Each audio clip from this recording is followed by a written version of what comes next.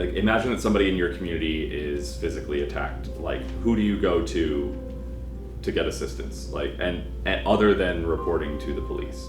The care centers stand for Community Advisory, Resource, and Education Centers.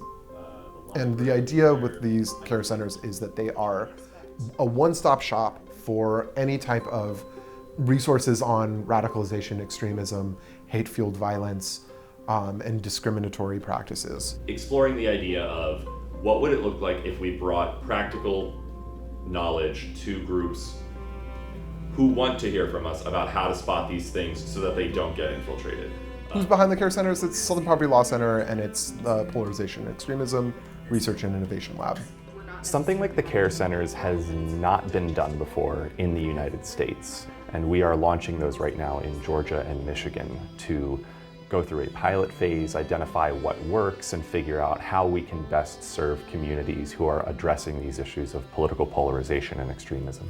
The goal of the care centers is to equip communities with the knowledge and skills to be able to prevent radicalization before it occurs, to handle crises and sort of the fallout from an extremist event or extremist attack after it occurs, and then to build capacity for communities to respond better and more effectively in the future.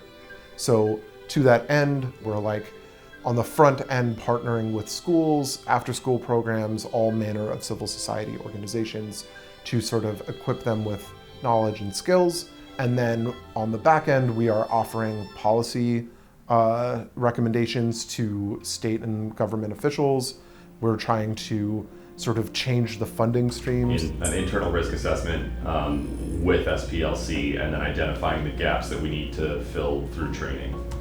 And one of the most exciting things about the care center, I think, is that we are so open to tailoring resources and creating things that can address the local needs there. So when folks encounter issues, we're open to helping them find solutions.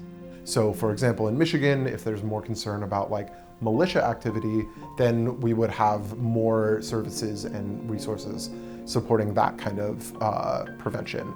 Versus like in Georgia, it might be flyering, and it might be more like antisemitism in those communities. So like, let's go and do that. And as we identify what's most effective, our hope is that we can then take those tools and scale them up with a better rollout system in different cities and states that might need these tools in the future.